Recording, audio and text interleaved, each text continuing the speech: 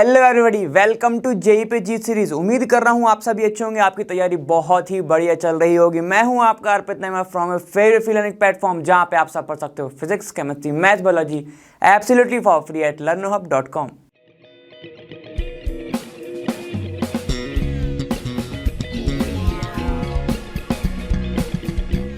तो जेई की इस सीरीज में हम बात कर रहे हैं यहाँ पर सॉल्यूशन की, और सॉल्यूशन जो है वो काफ़ी अच्छा चैप्टर है। यहाँ पे से आपको कुछ कॉन्सेप्ट जो हैं बहुत ज़्यादा क्लियर हो जाएंगे, और आपको जो फॉर्मूलेज हैं वो तो याद ही रखना है। मेन इसका रहता है कॉलिगेटिव प्रॉपर्टी, ठीक है, तो उसको ध्यान से समझिएगा। बाकी सारी की सारी चीज़ें अपन बेसिक से चलते जा रहे हैं, तो चलो फिर स्टार्ट करते हैं।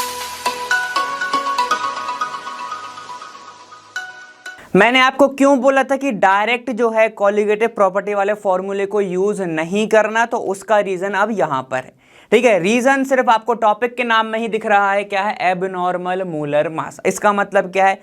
ध्यान से सुनना। देखिए, इस जिंदगी में भांति भांति के लोग हैं, ठीक है, सेम, ऐसे ही समझो, सेम बहुत टाइप के सॉल्यूट प्रेजेंट होते हैं। ध्यान से सुनना, ठीक है। कुछ सॉल्यूट ऐसे होते हैं जो कि ना डिसोसिएट होंगे, डिसोसिएशन भी नहीं होगा, ना ही वो एसोसिएट होंगे, ना टूटने वाले ना जुड़ने वाले, ठीक है। और कुछ ऐसे होंगे जो कि डिसोसिएट होंगे और एसोसिएट होंगे, ठीक है, या फिर डिसोसिएट होंगे या फिर एसोसिएट होंगे। अब ध्यान से सुनना, इसमें सर फर्क क्या आ रहा है, इसमें दिक्कत क्या है? अरे इधर आओ। देखो, अगर मैंने पहली कंडीशन ली गई है केसीएल वाली, केसीएल को अगर मैं पानी के अंदर डालूंगा, आप सभी जानते हो ये क्या है, कंपाउंड है, बहुत अच्छे, ठीक है। तो मैंने अगर केसीएल को अगर पानी के अंदर डाला, टूट जाएगा के प्लस प्लस सीएल माइनस में, सही है, ठीक है। अब ध्यान से सुनो, मैं ये लेके चल रहा हूं कि इसका मास जो है वो कितना है, अभी एक्स है। एक मोलर क्या था आपका? केसीएल था, उसका मास जो लेके चल रहा हूं मैं, वो आपका है m, मान के चलो m है मास, ठीक है, ठीक।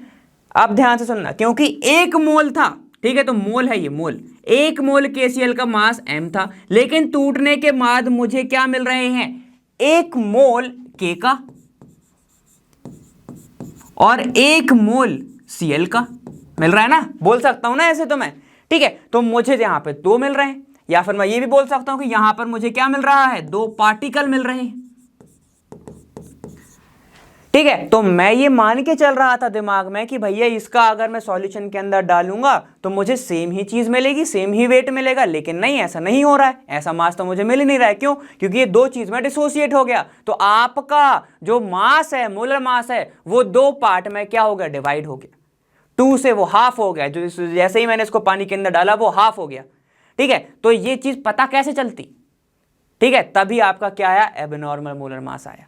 और अगर मैं ये मान के चल रहा हूं कि जैसे जितना वेट यहां पर है उतना ही वेट यहां पर है, और वही चीज मैंने फॉर्मूले में पुट कर दी कॉलिगेटिव प्रॉपर्टी की, तो मुझे वैल्यू गलत मिल जाएगी, ठीक है। ये पहला एग्जाम्पल।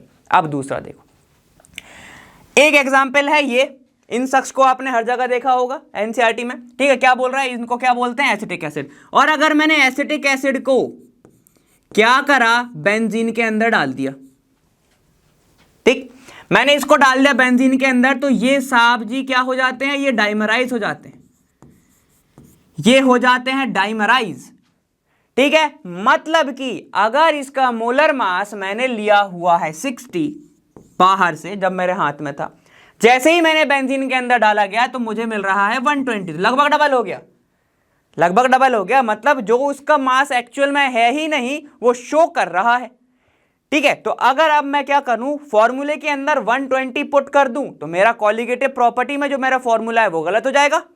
कि कुछ भी अगर मुझे निकालना है, एलिवेशन एंड बॉइलिंग पॉइंट निकालना है, फ्रीजिंग पॉइंट निकालना है, गलत हो जाएगा कि नहीं हो जाएगा?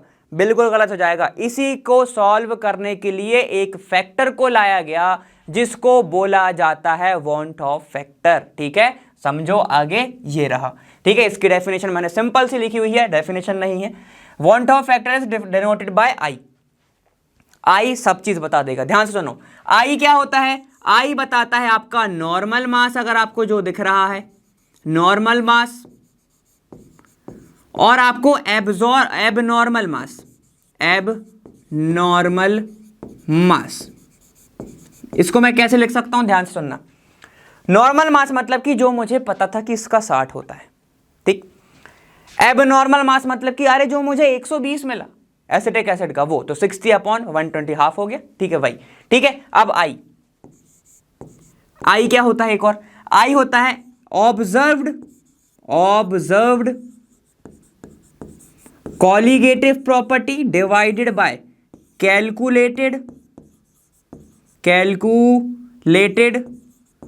कॉलिगेटिव प्रॉपर्टी, ये भी आई होता है। एक और आई होता है, आई क्या होता है, number of particle divided by number of particle. Sir ये क्या लिख दिया, अरे आगे तो सुन लो, आगे ही तो मेन है। Number of particle after dissociation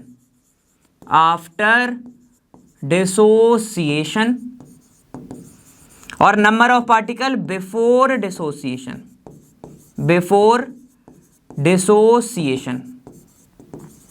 ये क्या होता है, सब के सब आई होते हैं। आई क्या होता है, वांट ऑफ फैक्टर होता है, ठीक है। तो ये सारा का सारा जो पोल है वो खोल देता है। क्या होता है, i is equal to normal mass upon abnormal mass, i is equal to observed colligative property divide by calculated, और i is equal to number of particle after dissociation divide by number of particle before dissociation, ठीक है। अब इसको alpha को निकालने के लिए, dissociation की बात है ना, अल्फा को निकालने के लिए दो कंडीशंस होती है जो मैंने आपको पहले बताई थी। पहली समझते हैं।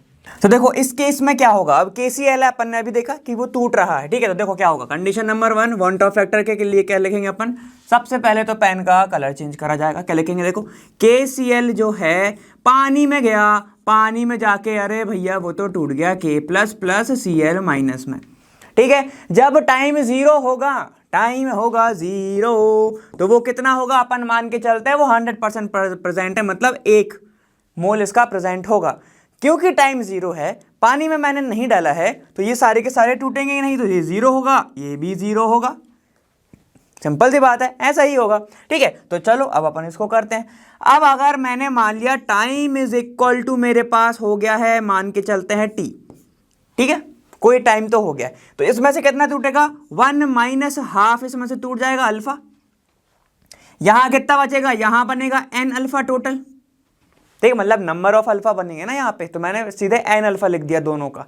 क्लियर। तो देखो अब यहाँ पर क्या होगा, ध्यान से देखना। तो मैं जब इनको प्लस करूंगा क्या आएगा, देखो वांट ऑफ फैक्टर क्या हो रहा था, वांट ऑफ फैक्टर बोलता था कि आपका ions before after dissociation upon before dissociation, तो यहाँ पे लिख रहा हूं मैं after dissociation upon before dissociation, ठीक है। मैंने पूरा नहीं लिखा है क्योंकि अपन पहले लिख चुके हैं। चलो तो ये क्या होगा, देखो आई की जो वैल्यू है वो कितनी आ रही है, 1 - अल्फा प्लस n अल्फा, ठीक है। देखो भाई यहां पर n अल्फा क्यों लिखा है, सर इसके भी अल्फा पार्टिकल होंगे, इस पे भी कुछ अल्फा पार्टिकल होंगे, तो मैंने टोटल को कितना मान लिया, n अल्फा मान लिया। क्लियर है। तो चलो देखो ये हो गया आपका क्या, आफ्टर डिसोसिएशन, मतलब time is equal to T पर इतने टूट गए थे तब। अब देखो बिफोर डिसोसिएशन क्या होगा, ये तो था ही नहीं, ये सिर्फ था, तो यहां पर डिवाइड में मैं 1 कर दूंगा। अब मैं 1 करूं या ना करूं, बात तो एक ही है भाई। चलो देखो आई की वैल्यू निकालो, आई इज इक्वल टू क्या आया, आई माइनस अल्फा को मैंने कॉमन ले लिया, ठीक है। आई क्या आई, 1 - अल्फा को मैंने कॉमन ले लिया, यहाँ पे कितना बचेगा, यहाँ बचेगा 1, यहाँ प्लस है तो माइनस हो जाएगा, ये माइनस, और ये बच गया आपका n, ठीक है। ये बन गया आपका फाइनल फॉर्मूला, ठीक है। तो आप यहां से सारी वैल्यूज निकाल सकते हो। अब कभी कभी क्या पूछ लेता है कि अल्फा की क्या वैल्यू बनेगी, ठीक है। तो अल्फा की वैल्यू यहां से निकालूंगा तो क्या आएगा, देखो सबसे पहले तो पूरा का टर्म इधर ले आओ, तो ये हो जाएगा 1 - आई डिवाइडेड बाय ये alpha is equal to alpha, और ये चला जाएगा 1 - n,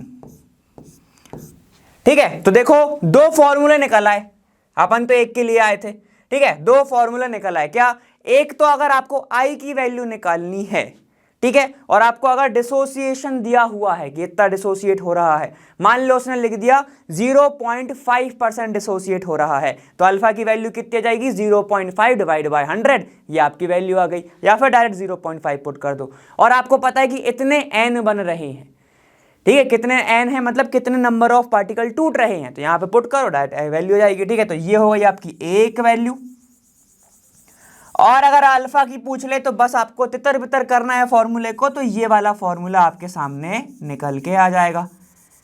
ठीक है, लेकिन ध्यान से सुनना, ये बात किसकी है, ये हो रहा है टूटा टाटी। ठीक है, तो मैं इसके लिए लिख दे रहा हूं कंडीशन नंबर 1 कौन सी हो गई, ये टूट रहा है ना, तो for dissociation, for dissociation. Clear है यहां तक? फॉर ये किसके लिए है, डिसोसिएशन के, मतलब कि जब कोई कंपाउंड टूटने जाएगा तब आप आई कैसे निकालोगे, इस फॉर्मूले से। दिख रहा है? सिर्फ इतना याद रखो, बाकी कोई याद रखने का जरूरत नहीं है। और अगर नहीं भी बन रहा है एग्जाम में और इतनी सारी चीजें पता है आपको, आई का ये वाला फॉर्मूला पता है, तो ये निकाल के ले आओगे। आगे चलते हैं कंडीशन नंबर 2 पर। अगर भैया कोई डिसोसिएट हो रहा है तो एक एसोसिएट होगा, अपन ने अभी पढ़ा। जैसे ही मैं बेंजीन को एसिटिक एसिड को बेंजीन में डाल देता हूं तो वो क्या बना लेता है, डाइमर। वो यहां पर देखो बॉन्ड बना ले रहा है। ये कौन सा बॉन्ड है वैसे, अगर एक बॉन्ड हाइड्रोजन और ऑक्सीजन के बीच में बन रहा है तो मैं इसको कौन सा बोल सकता हूं, हाइड्रोजन बॉन्ड। ठीक है, तो यहां पर क्या हो रही है, बॉन्डिंग हो रही है। ठीक है, तो अभी इस केस में क्या करोगे, ध्यान से सुनना। इस केस में भी बहुत इजी है। देखो मैंने क्या करा था, n नंबर ऑफ पार्टिकल यहां पर डाले, मैं लेके चल रहा हूं कि Na है। ठीक है, Na है, अपन ने वहां पे KCl को लेके रखा है, आप A से भी कर सकते हो, कोई सवाल। देखो एक बार बता दे रहा हूं भाई, फिर से देख लो, ये अपन ने KCl को लेके रखा है ना। अगर मैं यहां पर A लेके चलता तो A के कुछ पार्टिकल टूट जाते तो Na बनता। ठीक है, तो आप ये से इससे ना करके इससे भी कर सकते हो, कोई दिक्कत की बात नहीं है वहां पर। ठीक है, कोई दिक्कत नहीं है, सेम ही है। ये एक है तो ये एक हो गया। अब यहाँ पर Na है ना, तो Na बन गए, N अल्फा बन गया। ठीक है, तो उसमें मत घबरा जाना कि सर आपने वहाँ पे A लिया था यहाँ पे अलग ले रहे हो। ये N अल्फा Na है। जब ये जाएगा सॉल्यूशन के अंदर, मान लेता हूँ ये सॉल्यूशन के अंदर गया, सॉल्वेंट के अंदर गया, जो भी मानना हो। ठीक है, वो किसमें क्या बना लेगा, वो बना लेगा आपका AN, ऐसा बना लेगा ना भाई। ठीक है, एग्जाम्पल समझना है, इधर आओ।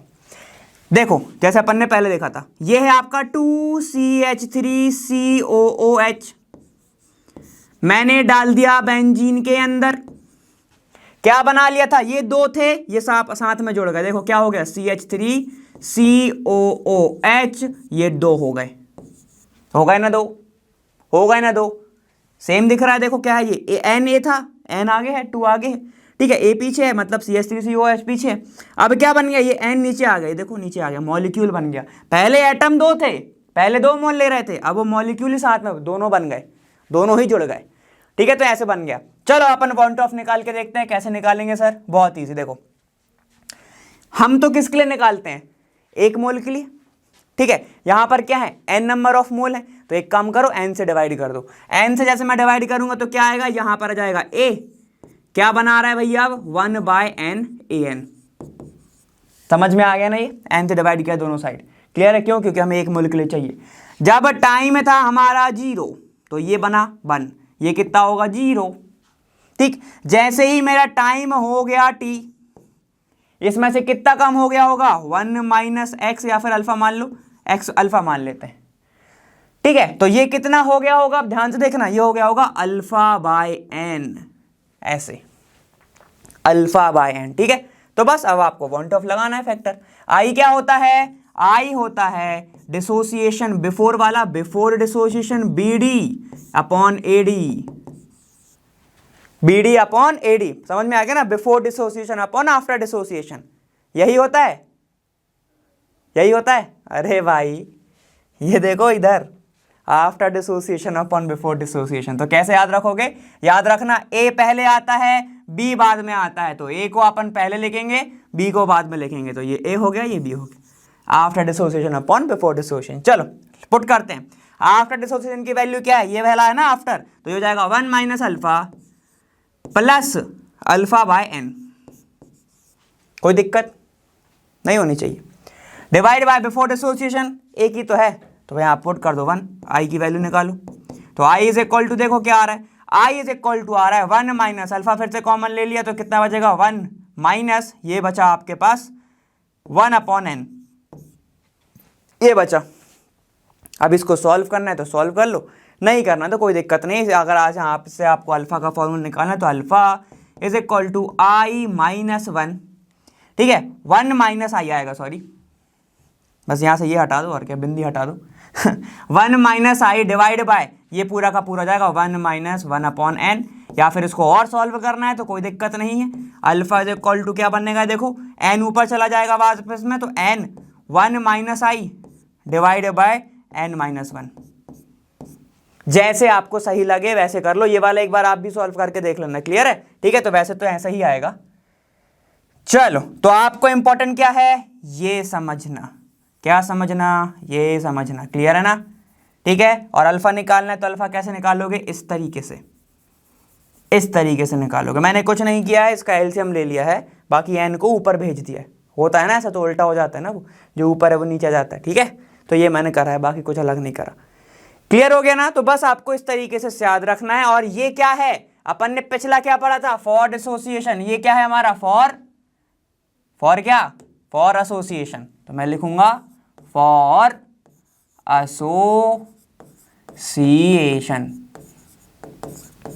जिसमें अपना सबसे अच्छा एग्जाम्पल कौन सा है, acetic acid in benzene,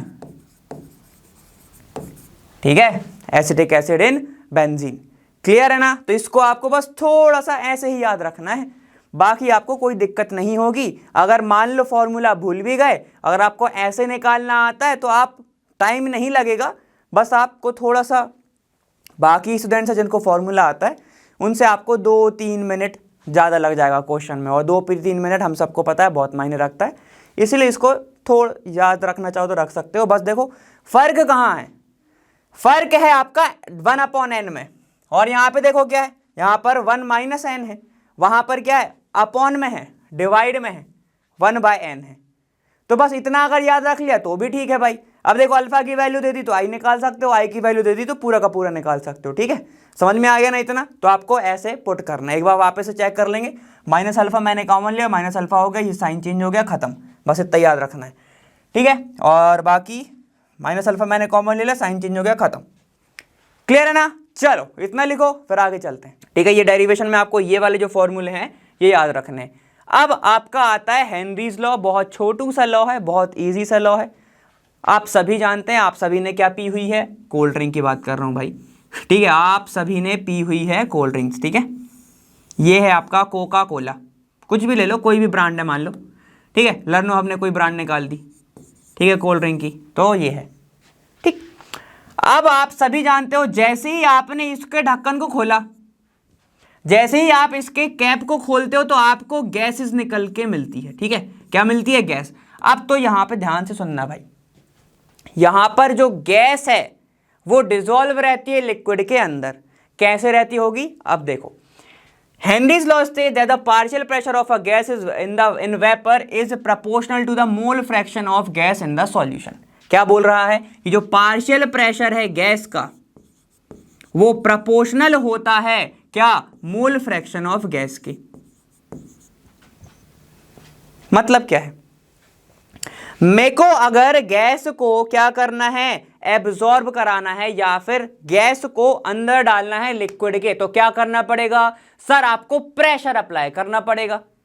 pressure अगर मैं अप्लाई कर रहा हूं तो किस पे कर रहा हूं मैं, उसके मोल फ्रैक्शन पे ही कर रहा हूं ना, तो यही कह रहा हूं मैं, प्रेशर जो होता है, जैसे ही प्रोपोर्शनलिटी का साइन हटाऊंगा तो मुझे मिलेगा KH, और यहां पर X गैस, X गैस क्या है आपका, मोल फ्रैक्शन, ठीक है, और P क्या है आपका, पार्शियल प्रेशर, पार्शियल प्रेशर, ऐसे। अब इसको एक और तरीके से देखा जाता है कि जितनी ज्यादा सॉल्युबिलिटी होगी उतना, जितना ज्यादा प्रेशर होगा गैस का, उतनी ही ज्यादा क्या होगी, उसकी सॉल्युबिलिटी होगी। तो इससे भी देखा जाता है solubility is directly proportional to P, ठीक है। अब इसके बहुत सारे एप्लीकेशंस हैं, जैसे कि ध्यान से सुनो, मैं आपको बताता हूं एक चीज, ध्यान सुनना, प्रेशर जैसे जैसे बढ़ता जाएगा तो मोल फ्रैक्शन ऑफ गैस भी बढ़ता जाएगा। सी के अंदर की बात कर लेते, सी के अंदर की, ठीक है, यहां पर क्या होती है, गैस एक रहती है अंदर, कौन सी गैस होती है, O2, जिसके कारण क्या होते हैं, एक्वाटिक लाइफ जो है वहां पर जीवित है, ठीक। या फिर कोल्ड ड्रिंक की बात कर लो, इसके अंदर क्या है, गैस भरी होती है CO2, कैसे भरते होंगे वो, जितना ज्यादा वो प्रेशर अप्लाई करेंगे, ठीक है, उतना ज्यादा XO2 मतलब मोल फ्रैक्शन ऑफ CO2 उसके अंदर भरा होगा। क्लियर, समझ में आ गया? ठीक है, तो ये क्या होता है, बस हेनरीज लॉ होता है। तो आपको सिर्फ इतना ही समझना है, डायरेक्ट आप फॉर्मूले को पुट कर सकते हो। ठीक है, KH क्या होता है, KH होता है आपका हेनरीज कांस्टेंट, ये होता है हेनरी कांस्टेंट। ठीक है, ये सबसे इजी यही वाला पार्ट है, पूरा सॉल्यूशन के अंदर सबसे इजी यही वाला पार्ट है। कुछ नहीं करना, प्रेशर अप्लाई करो, गैस एब्जॉर्ब हो जाती है। ठीक है, अब एक चीज और, सारे जो फॉर्मूले हैं जैसे कि TF, ठीक है, तो यहां पे होता है KF इंटू मोलैलिटी। ठीक है, तो याद रखना सब में I का इंटू कर लो अब। ठीक है, TB is equal to KB into molality, इसमें भी I का इंटू कर लो अब। Pi is equal to I into CRT कर लो। क्यों? क्योंकि ये सारे के सारे सॉल्यूट जो हो रहा है ना, उसके ऊपर डिपेंड करेगा कि कितना टूट रहा है, कितना नहीं टूट रहा है। तो न्यूमेरिकल में आप इन फॉर्मूलेज का यूज करोगे, बाकी के फॉर्मूले का यूज मत करना। क्लियर है? और आपका उसमें भी, किसमें, लो वाला जिसमें अपन पार्शियल प्रेशर की बात करते हैं उसमें भी, ठीक है, तो उसका भी यूज कर लेना। ध्यान से सुनना, उसमें क्या होता है, NB upon NA plus NB, याद है, P0 माइनस PS ऐसी कुछ था, अपॉन P0। ठीक है ना, तो इसमें भी आप I का इंटू कर लें अच्छे से। ठीक है, इससे ये कैंसिल हो जाता है, ये वाला जो NA है ना, NA के कंपैरिजन में NB बहुत छोटा होता है, इसलिए NB को नहीं लिखते हैं। तो आपको डायरेक्ट जो फॉर्मूला दिखता है वो NB अपॉन NA दिखता है, और फिर आपका किसके इक्वल रहेगा, वो relative loading of vapour pressure के। क्लियर है? ठीक है, तो आप इसको जरूर लिख लें।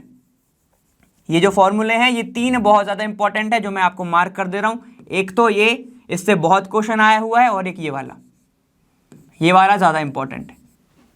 क्लियर, समझ गए? तो ये था आपका कौन सा, वन टॉप फैक्टर, जिसके बिना आप कॉलिगेटिव प्रॉपर्टी के कोई भी क्वेश्चंस को सॉल्व ना ही करें तो अच्छी बात है। ठीक है, और बाकी का फिर हेनरीज लॉ में ज्यादा कुछ नहीं है। कोल्ड ड्रिंक का एग्जांपल याद रखोगे तो सारा का सारा सॉल्व हो जाएगा। क्लियर, और मोल फ्रैक्शन के आपको डेफिनेशन पता है ना, क्या होगा मोल फ्रैक्शन कैसे निकालते हैं, वही जिसका भी, अगर मैं गैस की बात करूं, अगर ये सॉल्यूट है तो XB NB divide by NA plus NB। ठीक है, अब मैं उम्मीद कर रहा हूं इतना तो पता ही है, कब से पढ़ते आ रहे अपन। ठीक है, चलो इतना लिखो फिर चलो। तो इस वीडियो के साथ साथ अपना सॉल्यूशन का जो चैप्टर है वो यहाँ पर समाप्त होता है। अब आपके लिए जो बच गए हैं वो है मस्ट प्रैक्टिस क्वेश्चंस। ठीक है, तो उसमें अपन सारे जो फॉर्मूले अपन ने यूज करे हैं, सारे कॉन्सेप्ट अपन ने यूज करे हैं, उसका प्रैक्टिस करेंगे, और साथ ही साथ सारे के सारे न्यूमेरिकल जो है वो सॉल्व करेंगे। याद रखना, जितना भी नोट्स है सबसे इजी वाला चैप्टर है ये वाला भी। ठीक है, क्योंकि डायरेक्ट फॉर्मूले से आता है, ज़्यादा दिमाग नहीं लगाना पड़ता है। ठीक है, तो इसको अच्छे से रखना, रिलेशंस को याद रखना, और आपके सारे न्यूमेरिकल्स को। क्लियर है? चलिए, अब मैं मिलूंगा आपसे आने वाले वीडियो में, और मैं मिलूंगा वहां लर्न फ्री पर। Best, thank you so much, bye bye, ख्याल रखिएगा।